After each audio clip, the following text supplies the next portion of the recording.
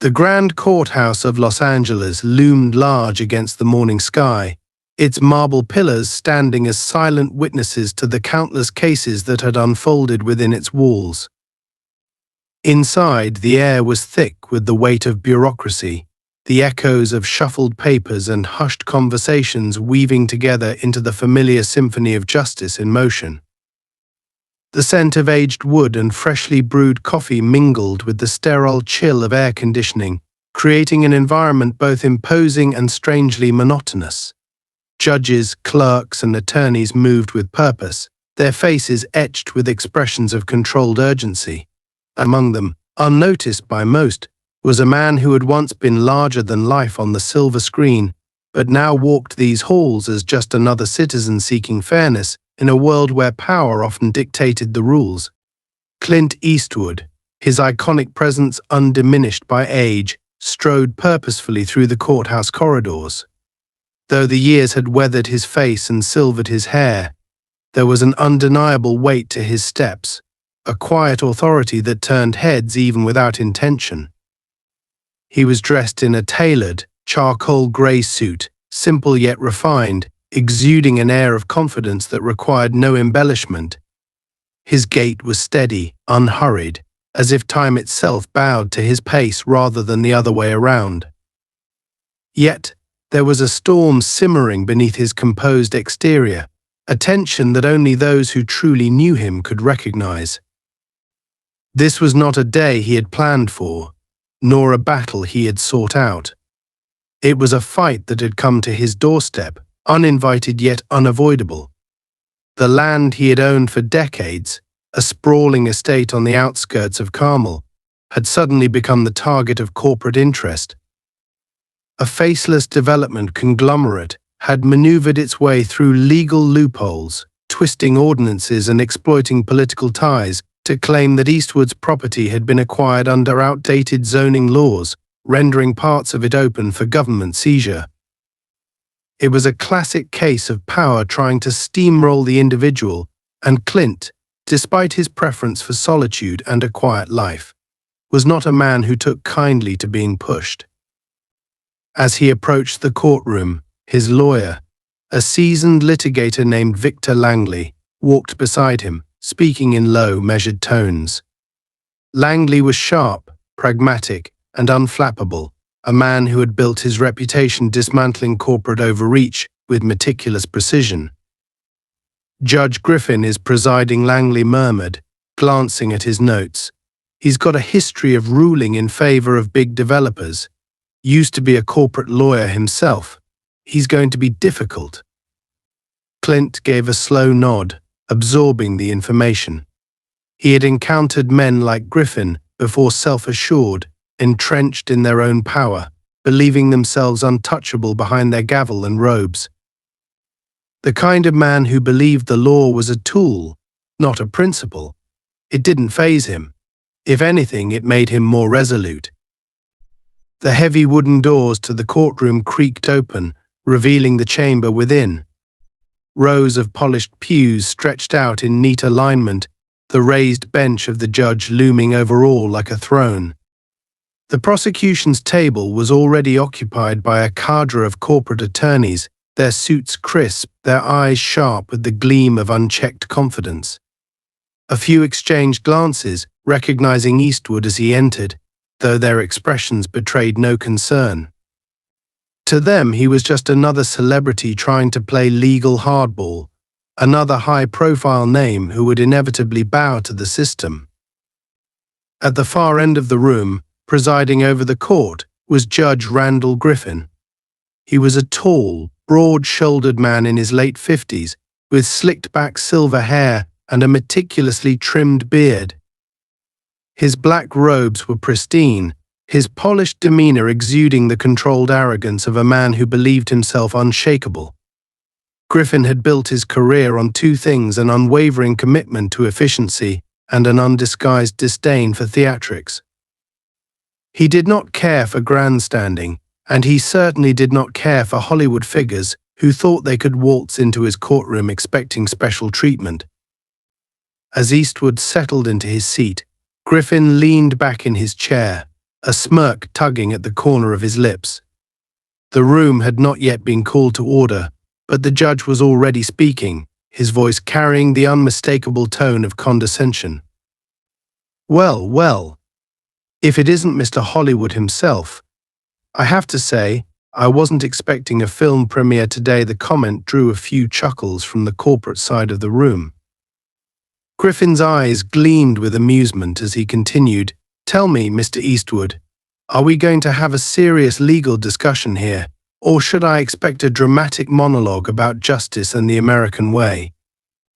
A few more laughs rippled through the attorney's bench. Langley shifted in his seat, ready to interject, but Clint simply met the judge's gaze, unflinching, unmoved.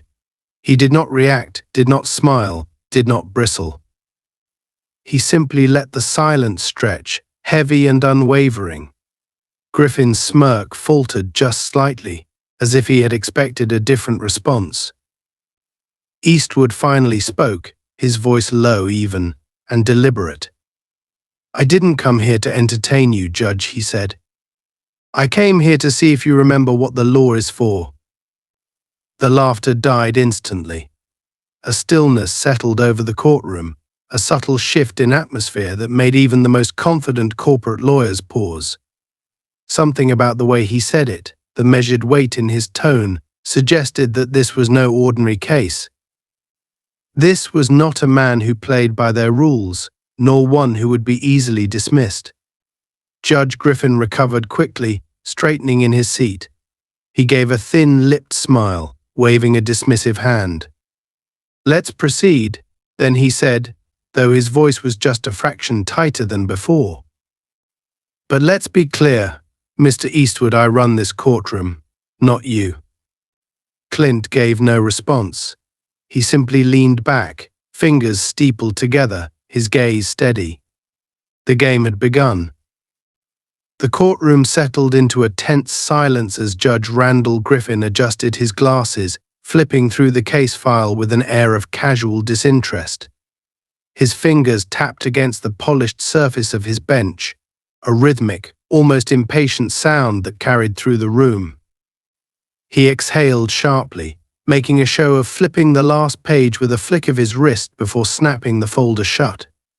His gaze lifted, landing squarely on Clint Eastwood with the kind of scrutiny reserved for a man he had already decided was wasting his time.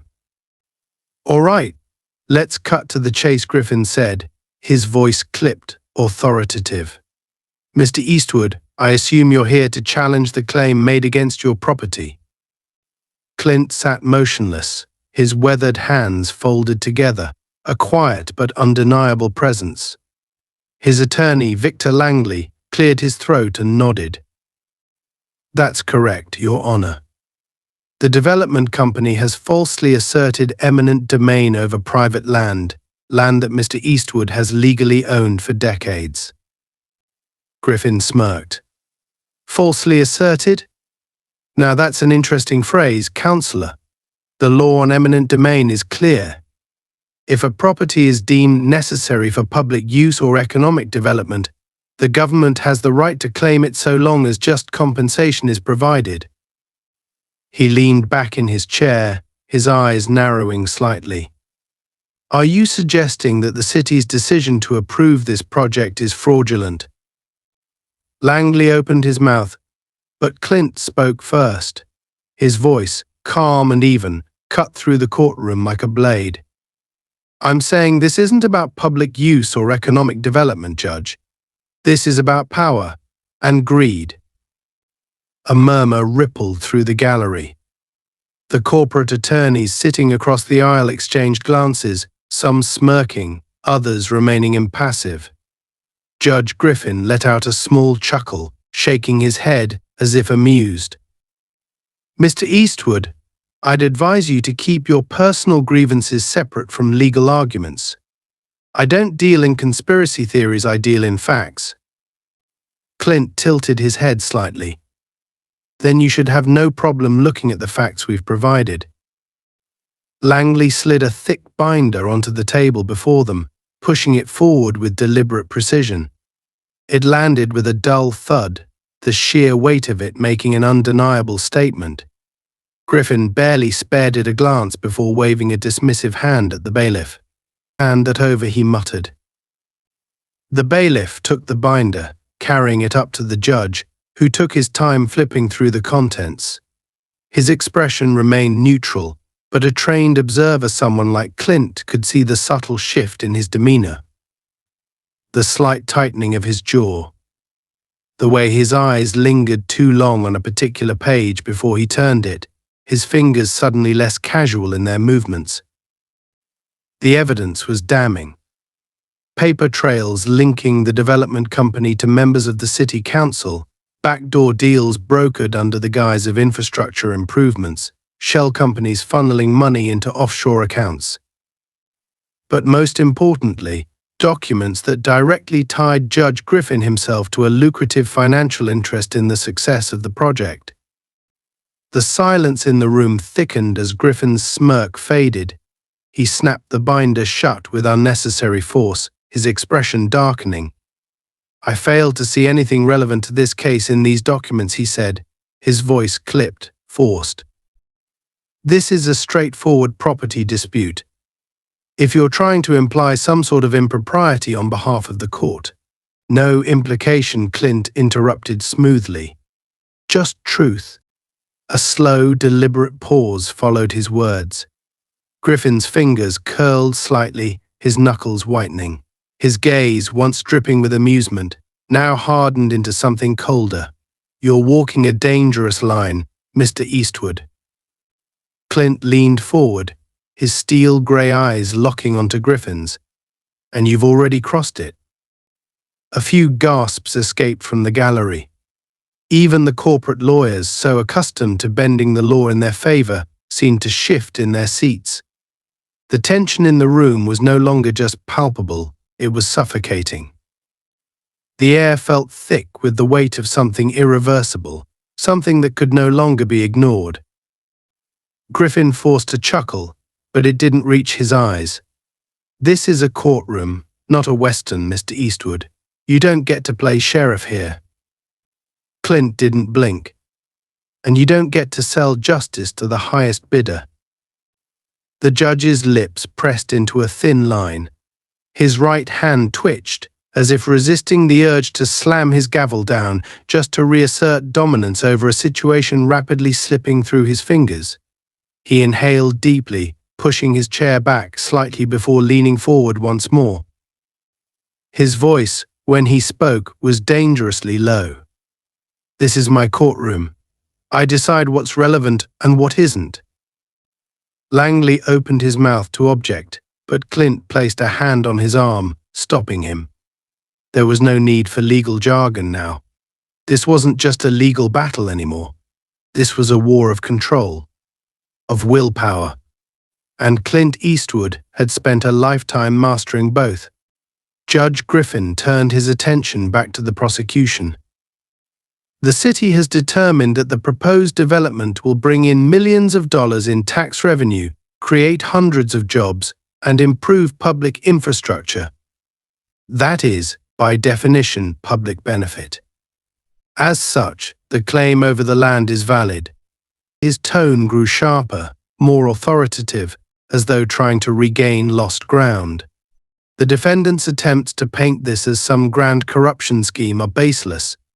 Therefore, I am dismissing all allegations of misconduct and moving forward with the ruling."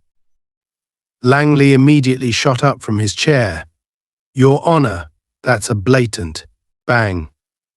The gavel struck wood. "Enough," Griffin snapped. "We're done discussing this." Clint slowly exhaled, a quiet, controlled breath. The room around him was reacting, some people whispering, others staring in stunned silence, but he remained still. Griffin straightened his shoulders, glancing around the room, as if daring anyone to challenge him further. "Now, if there are no further interruptions." "There will be," Clint said suddenly. The statement was so unexpected, so absolute, that even the bailiff turned his head slightly. Griffin narrowed his eyes. "Excuse me." "You're going to stop this trial," Judge Clint continued, his voice unwavering. Not because you want to, but because you have no choice. For the first time, real uncertainty flickered across Griffin's face. You overestimate yourself. Clint's lips barely moved, and you underestimate the damage you've already done. A strange hush settled over the courtroom. The words hung heavy in the air, lingering like an approaching storm. For a moment, Griffin simply stared at him, his throat working as if he wanted to speak but couldn't quite find the right words. Then, the doors at the back of the courtroom creaked open. Two men in dark suits stepped inside, their expressions unreadable. They did not announce themselves. They did not need to. Judge Griffin's grip on his gavel tightened, and for the first time that morning he looked afraid. The moment the document landed on the judge's bench, something in the air shifted. It was imperceptible to the untrained eye, but to those who understood power, true power, the kind that did not rely on loud voices or theatrics but rather on silence, patience, and precision, it was clear that the balance of control in the room had begun to tilt. Judge Randall Griffin, a man who prided himself on his ability to dominate the courtroom through sheer authority, was no longer the most powerful figure in the room. His fingers hesitated on the seal of the document, his mind racing, calculating, trying to measure the depth of the situation before him. He had spent decades refining his ability to maintain composure in any legal battle, to keep his expression carefully neutral regardless of what testimony was being delivered or what pieces of evidence were laid before him. But this was different. This was not the predictable posturing of defense attorneys, the half-hearted objections of prosecutors who knew their case was thin, or the pleading eyes of defendants who thought a well-placed emotional appeal might bend his judgment. No, this was something else entirely. This was a move made in a different game, one in which he had just realized he was no longer holding all the pieces. Clint Eastwood sat motionless, his gaze steady and unblinking, watching with the quiet intensity of a man who had already won the battle, but was willing to let his opponent struggle against the inevitable for a few more minutes. He had no need for outbursts, no need for grand displays of dominance, no need for the cheap satisfaction of seeing his opponent crumble all at once.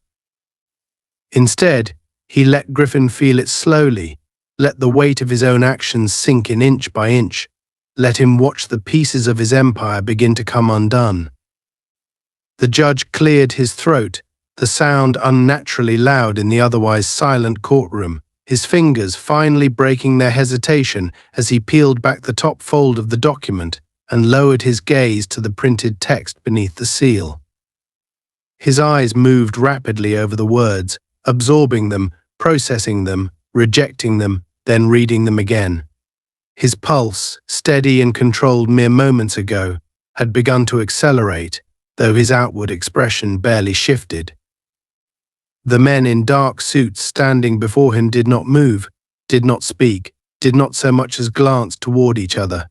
They simply waited. This, Griffin finally said, his voice carefully measured, though a trained ear could detect the slightest tremor beneath the surface.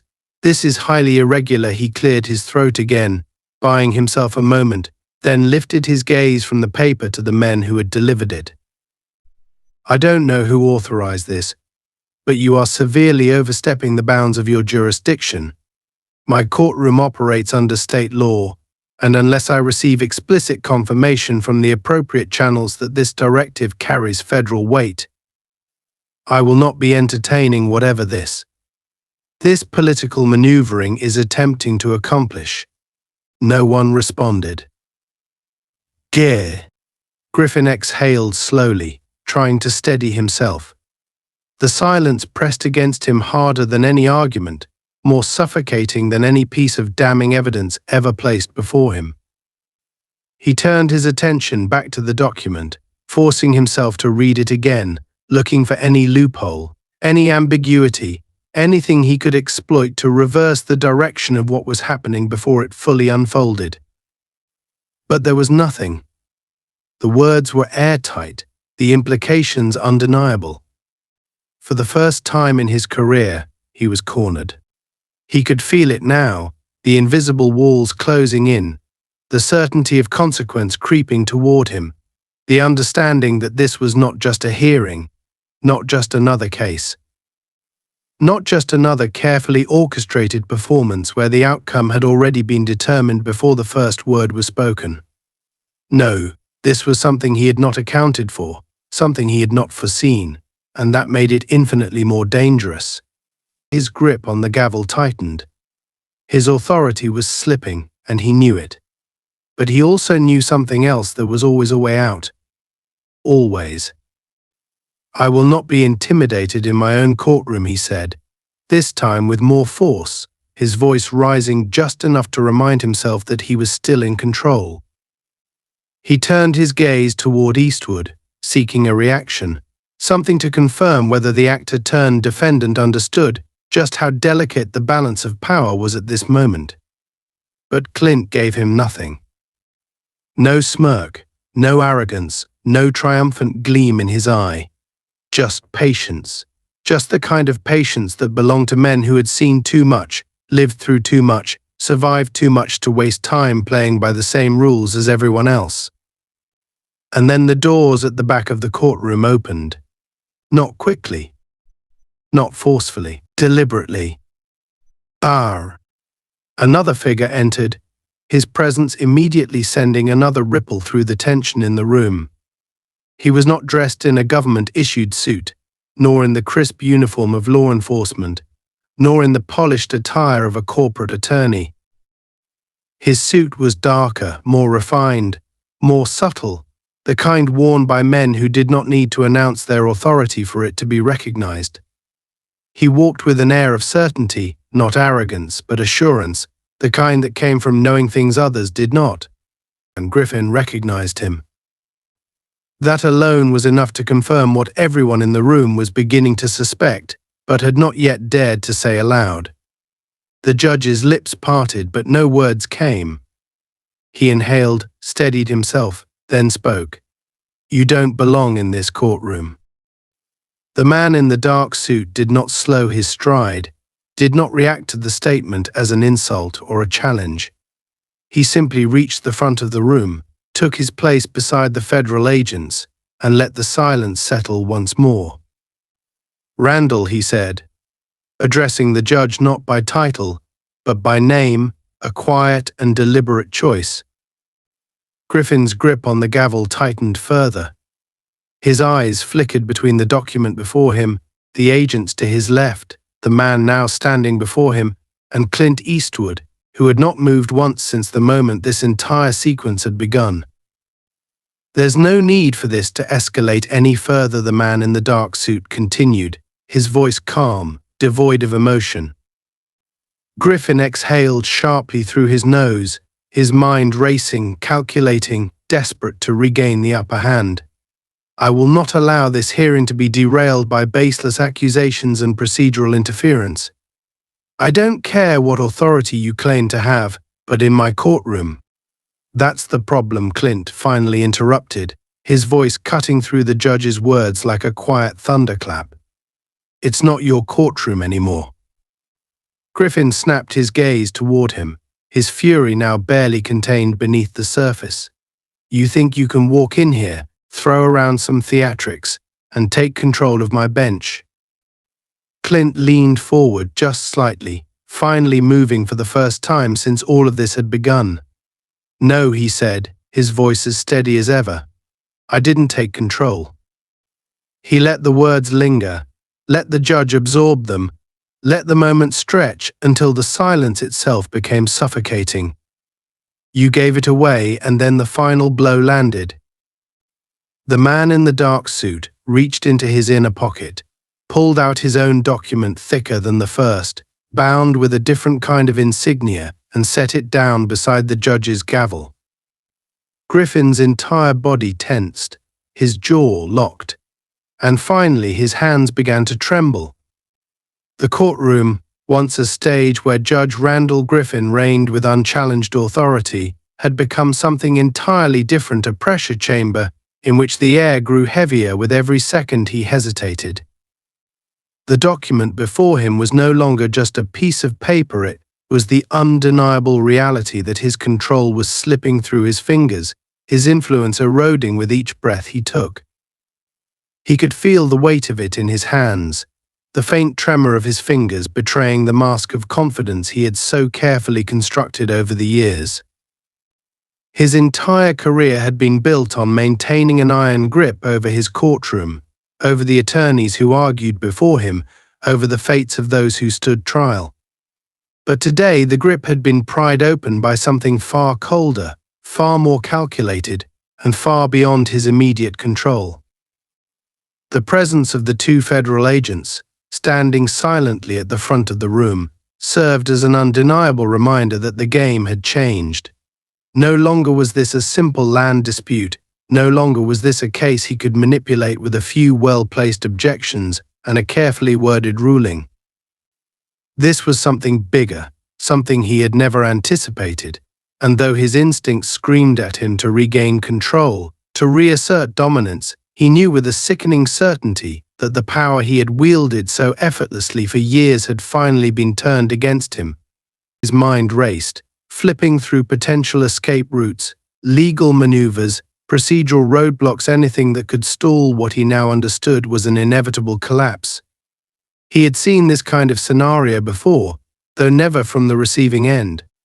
He had watched as men far more powerful than himself had been dismantled piece by piece, brought down not by sudden, dramatic revelations but by slow, methodical exposure.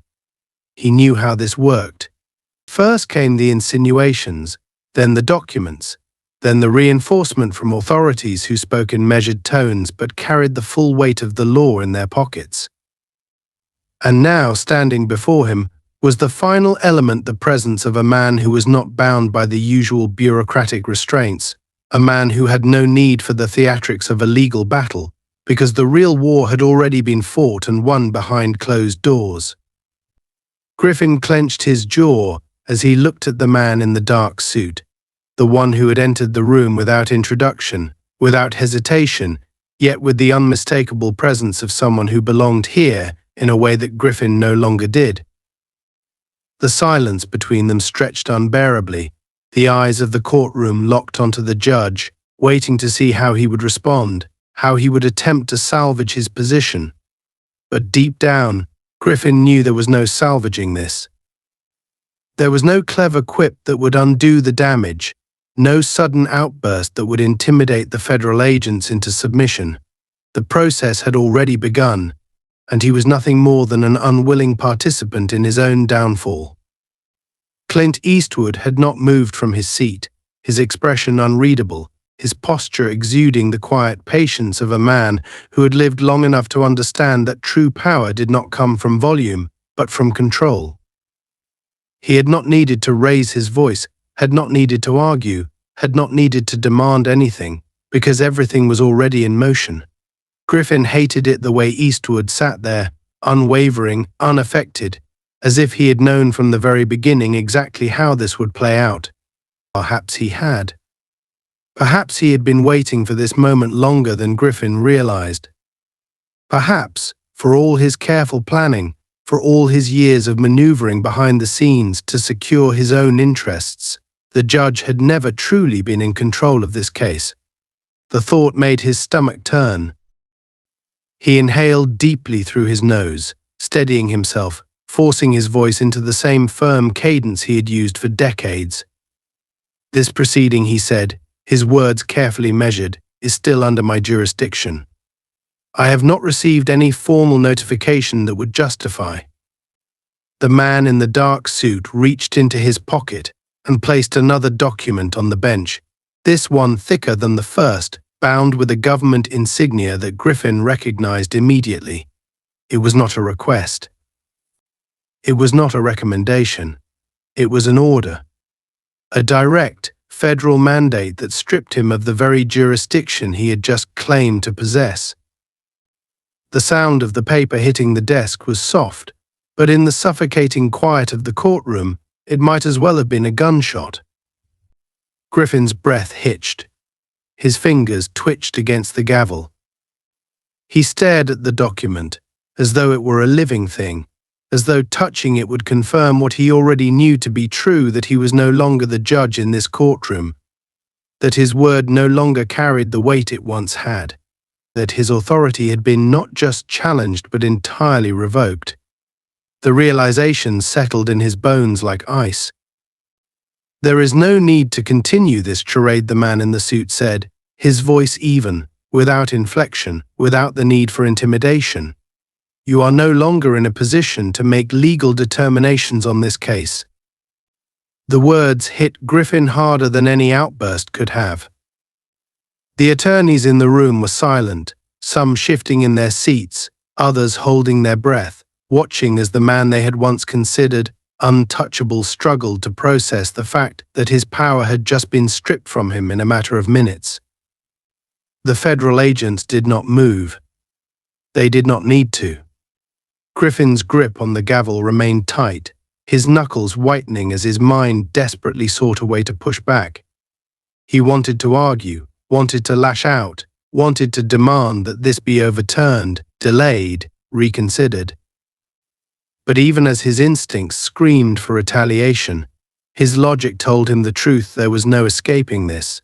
He had lost. His mouth opened, closed, then opened again. "This is a mistake," he finally said, his voice rawer than before, the confidence slipping further from his tone. This is not how legal proceedings work. There are protocols, there are procedures, there are Judge Griffin." The voice came from Eastwood, and though it was spoken softly, it silenced every other sound in the room. The judge swallowed hard, his pulse hammering in his throat. Slowly, reluctantly, he turned his gaze toward Clint, expecting to see triumph, to see satisfaction, to see the expression of a man who had just outplayed his opponent. But there was none of that. Eastwood simply looked at him, his eyes sharp, cold, but devoid of arrogance. He did not need to celebrate this victory. He had known it was coming from the very beginning. "I warned you," Clint said, his voice carrying across the courtroom, calm, deliberate, undeniable. "You didn't listen." There was nothing left to say. Griffin's hands trembled as he reached for the document, his fingers skimming the edges, but he did not open it. He did not need to. The verdict had already been delivered, not by a jury, not by a legal argument, but by the slow, methodical exposure of his own corruption, by the unshakable presence of a man who had played this game far longer than Griffin had realized. The gavel, once a symbol of his absolute control, now felt foreign in his grasp. His reign had ended, and Clint Eastwood had never even needed to raise his voice. Judge Randall Griffin sat motionless, the weight of the document in front of him pressing down on him like a physical force, suffocating in its finality. He had spent his entire career believing in one singular, unwavering truth, that as long as he controlled the courtroom, as long as he dictated the rhythm of the proceedings, as long as his gavel rang out to silence opposition, no one could touch him. But now, with the slow unraveling of his authority happening before the eyes of everyone present, he felt something he hadn't experienced in decades: real fear. The kind of fear that settled deep in the bones, the kind of fear that came not from immediate danger, but from the slow, dawning realization that everything he had built was crumbling, and there was nothing he could do to stop it. His grip on the gavel was tight, his knuckles white as he stared down at the insignia on the second document placed before him, the symbol of federal authority stripping away whatever jurisdiction he had left. His mind was still racing, still searching for a way out, still clinging to the illusion that he could turn this around if only he could regain control. But deep down, beneath the layers of arrogance and carefully cultivated authority, he knew that moment had already passed. The courtroom was silent, waiting, watching.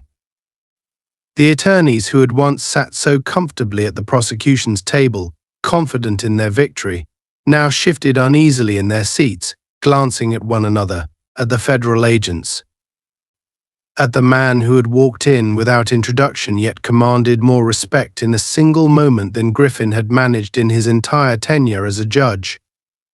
And then there was Clint Eastwood, sitting in the same unshaken, unbothered stillness, his expression unreadable, his patience unyielding.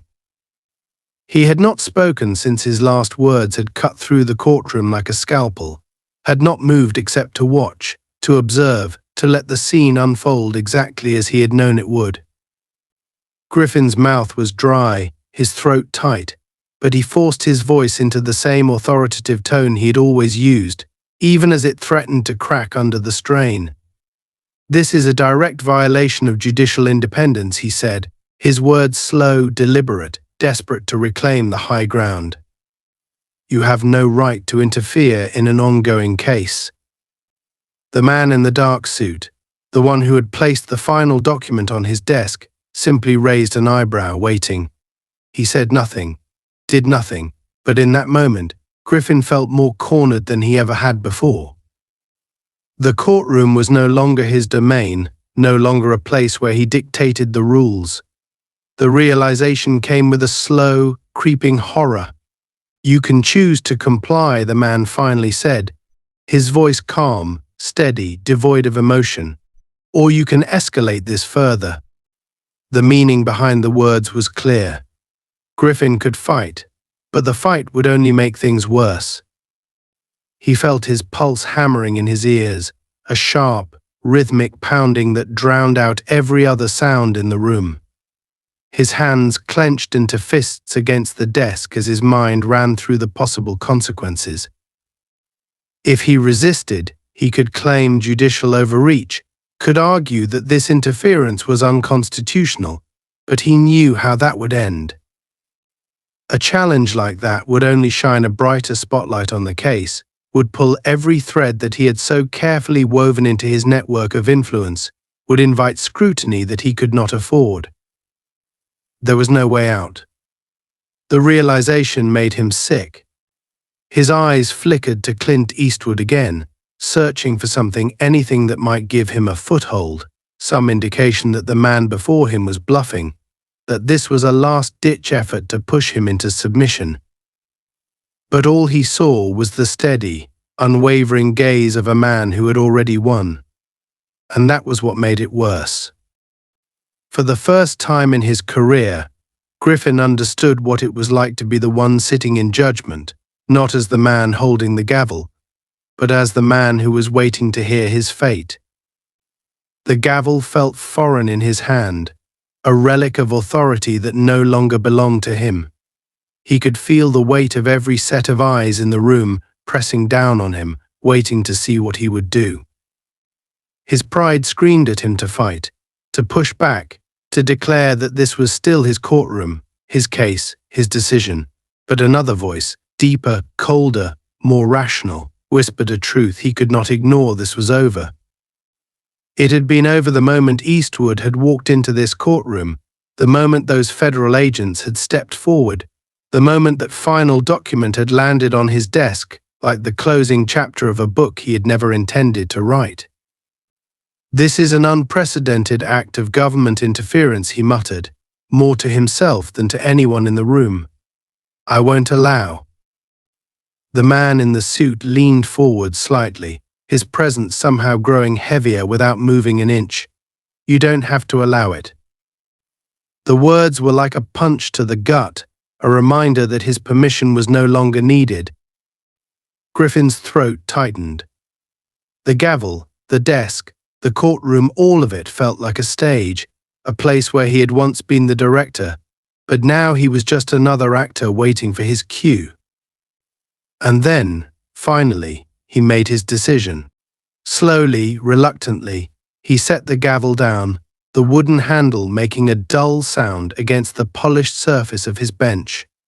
It was over. It was over. The attorneys on the prosecution's side exchanged glances, the unease in their expressions now undeniable. The federal agents remained still, waiting for the inevitable conclusion. The man in the dark suit gave the smallest nod, as if acknowledging a foregone conclusion. And Clint Eastwood, for the first time since this entire ordeal had begun, allowed himself the faintest, almost imperceptible smirk. Griffin saw it. Christ saw it. And it burned. He wanted to lash out, wanted to reclaim the dignity that had been stripped from him, wanted to believe that he could still salvage something from this wreckage. But there was nothing left to salvage. With a deep, shuddering breath, he straightened his shoulders, forcing himself to look at the courtroom one last time, as though he was still in control, as though he was not a man who had just been undone in the very room he had once commanded. This case, he said, his voice carefully even, though the underlying tension still remained, is hereby dismissed. A murmur ran through the room. Some gasped. Others simply nodded, as if they had expected nothing else. The corporate attorneys on the other side of the courtroom were already gathering their documents, some making hurried exits, others simply sitting in stunned silence, realizing that everything they had worked toward had just been wiped away in a matter of moments.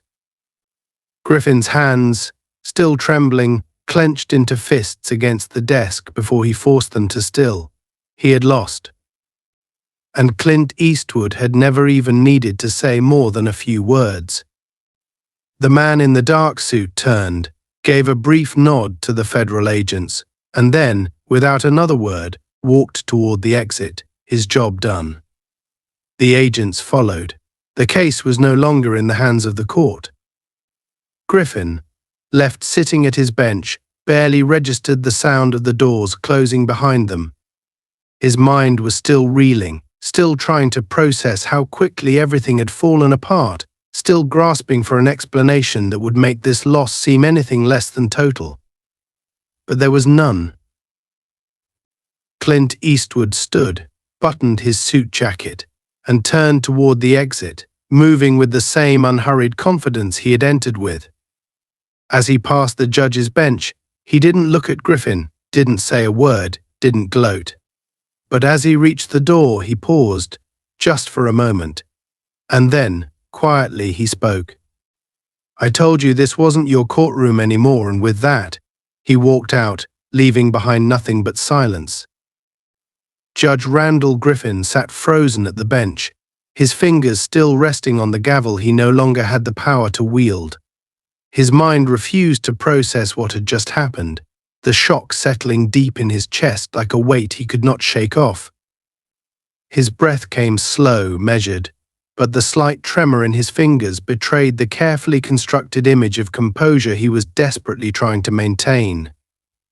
The walls of his courtroom, once symbols of his absolute control, now felt like the bars of a cage he had unknowingly stepped into. The sound of shuffling papers and murmured conversations filled the room as the attorneys on the prosecution's side hastily gathered their things, their confidence shattered, their carefully plotted case now nothing more than a pile of meaningless documents on the table before them. Some still seemed too stunned to move, their expressions caught somewhere between disbelief and the quiet horror of men who suddenly realized they had bet everything on the wrong horse. Griffin's mouth was dry. He felt his throat constrict. The words he wanted to say caught somewhere between indignation and the realization that nothing he said now would matter. His authority, his reputation, his entire persona as the immovable force in this courtroom had been dismantled in the span of minutes, reduced to irrelevance not through arguments or legal maneuvering, but through something far worse, his own power being stripped from him without fanfare, without the chance to even put up a fight. He wanted to speak, wanted to issue some kind of final statement, wanted to slam his gavel down in a final act of defiance, but he knew that even that gesture would be empty. No ruling he gave now would hold weight. The moment he had put that gavel down, he had ceased to be the judge in this courtroom. He was merely a man sitting at a desk, watching as his empire collapsed around him. Clint Eastwood remained standing near the exit, his presence as unwavering as it had been since the moment he had walked in. He had never raised his voice, had never needed to. His silence had been the most powerful tool in the room, a force greater than any argument, more damning than any accusation. He had not moved with the arrogance of a man who knew he had won, nor with the triumph of someone reveling in another's downfall. He had simply waited, as though he had known all along how this would play out, as though this outcome had been inevitable from the start. And that, Griffin realized with a slow, creeping horror, was exactly why he had lost. He had believed himself to be untouchable, had thought himself in control, had assumed that whatever battle was being fought, he had the upper hand. But Eastwood had never been playing the same game. The judge had been fighting for his career, for his reputation, for the illusion of power he had spent years cultivating, but Eastwood he had been fighting for something deeper, something older, something that did not require recognition or titles or validation from men like Griffin.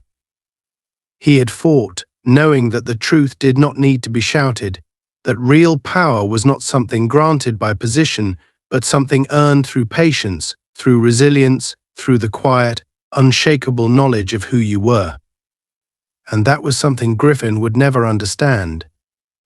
A slow, shuddering breath left the judge's lips as he sat back in his chair, his shoulders heavier than they had ever felt. He could feel the eyes on him, the silent judgment of those who had watched his downfall unfold in real time. The attorneys, the clerks, the bailiffs, each of them witnessing a man who had spent his life commanding a courtroom, now reduced to nothing more than a nameplate on a desk. He glanced at the document that still lay before him, the official insignia stamped at the top, a cruel reminder of how little control he had left.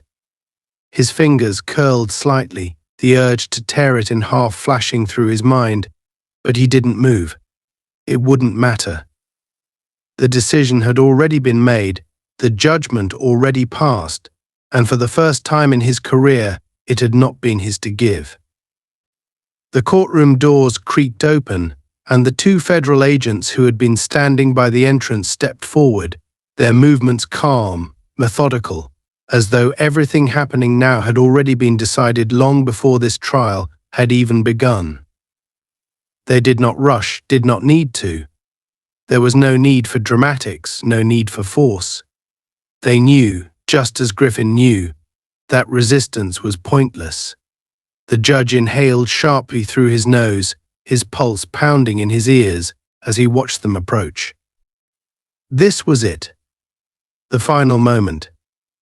The moment he had spent his entire career believing would never come.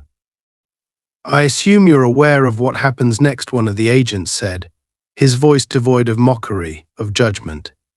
It was a statement, not a question.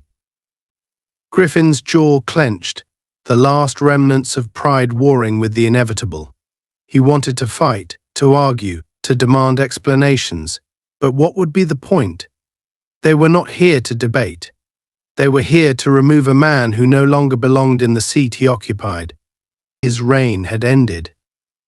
The process would move forward with or without his cooperation. The only choice left was how much dignity he was willing to sacrifice before he walked out of this room for the last time. For a brief, fleeting moment, his gaze flickered to Eastwood, seeking something, anything in the man's expression that might offer him an answer, some final confirmation of what had just happened. But there was nothing there. No satisfaction, no gloating, no pity, just the same quiet, unwavering resolve that had been there since the beginning. Griffin swallowed hard. He forced his hands to steady as he reached for the gavel one last time, his fingers curling around the smooth wooden handle with the ghost of the authority he no longer possessed. He lifted it, his movements slow, deliberate, and brought it down with a final, resounding bang against the desk. "This case is dismissed," he said. Though the words felt empty in his mouth, a mere formality to conclude something that had already been decided. The room remained silent.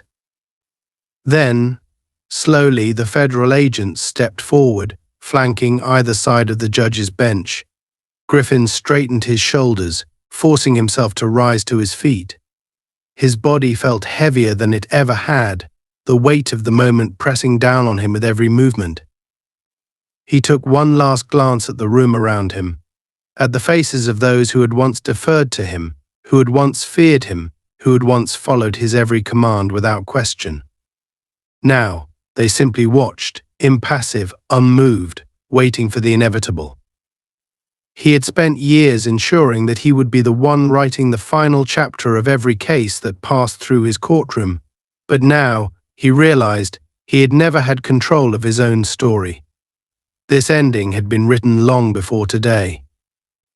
With a slow, measured exhale, he turned to the agents, nodding once. They did not touch him, did not need to. He took the first step himself, moving toward the door, each footfall echoing loudly in the cavernous silence. And as he passed Clint Eastwood, as he moved toward the threshold of a world that would never again recognize him as the man he had once been, he felt the weight of a gaze still on him. Eastwood did not turn, did not acknowledge him with words, but as Griffin stepped past, he heard something so quiet, so deliberate, that for a moment he thought he had imagined it. A single word, judge. It wasn't a title. It was a reminder of what he had been, and of what he had lost. The doors closed behind him, and just like that, Judge Randall Griffin was gone, and Clint Eastwood never had to say another word. The heavy courtroom doors closed behind Judge Randall Griffin with a dull finality that echoed through the space, leaving behind a silence so thick it felt almost suffocating.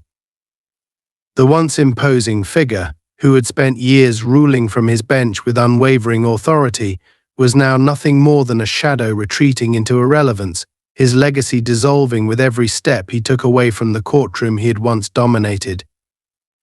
The air in the room remained charged, as if everyone present was still trying to process the spectacle they had just witnessed. The attorneys, the clerks, the bailiffs, each of them sitting motionless, their gazes flickering between the now empty judge's bench and the man who had, without raising his voice, dismantled the very foundation of Griffin's power. Clint Eastwood had not moved. He remained where he was, his posture unchanged, his expression unreadable, his presence still commanding without effort. He had won, though there had been no dramatic declarations, no raised fists, no celebratory gestures.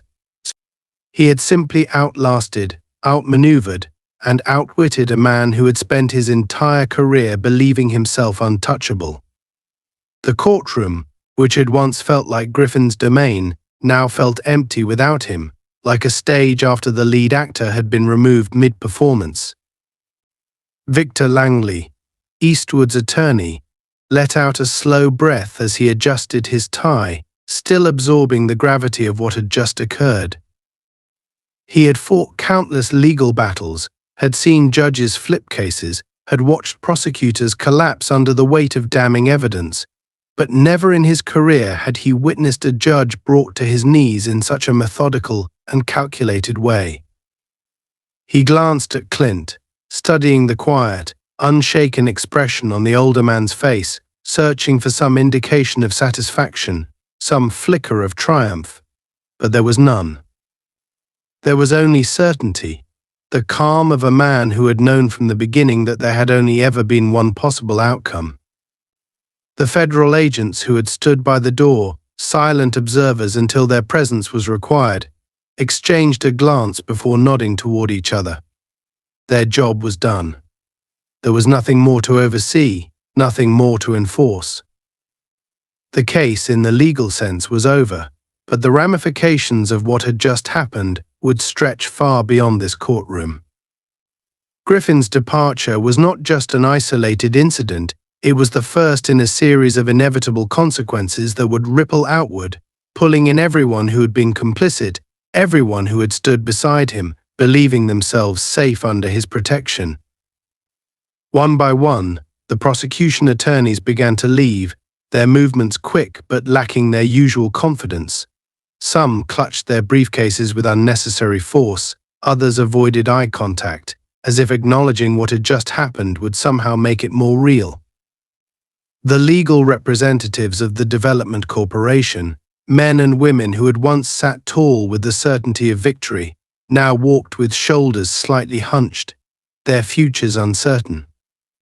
Without Griffin's protection, without his rulings bending in their favor, they would now have to answer for every shady deal, every manipulated clause, every unethical maneuver they had made under the assumption that the law would always be theirs to control. Langley finally broke the silence, his voice low, almost cautious. "Well," he said, clearing his throat, "that was one hell of a move." He glanced at Clint again, watching for a reaction, but the older man simply adjusted his suit jacket, his expression unchanged. Langley let out a small chuckle, shaking his head. "You never doubted it, did you?" Clint finally turned his gaze to him, his blue-gray eyes steady, his response as simple as it was absolute. "No." Langley sighed, running a hand through his graying hair. "I don't think you fully realize what you just set in motion." He gestured vaguely toward the door where Griffin had exited. "That wasn't just a ruling. That was the end of something much bigger. People are going to talk. People are going to dig. They're going to start asking questions about everything that man has touched over the years. He's not the only one who's going to fall because of this." Clint nodded slightly, but there was no surprise in his face, no hesitation. "Good." Langley let out another quiet laugh, though there was no humor in it. "You really don't do anything halfway, do you?" Clint didn't answer, but he didn't need to. The last remaining spectators, those who had lingered in the courtroom, as if trying to make sense of the history they had just witnessed, finally began filing out.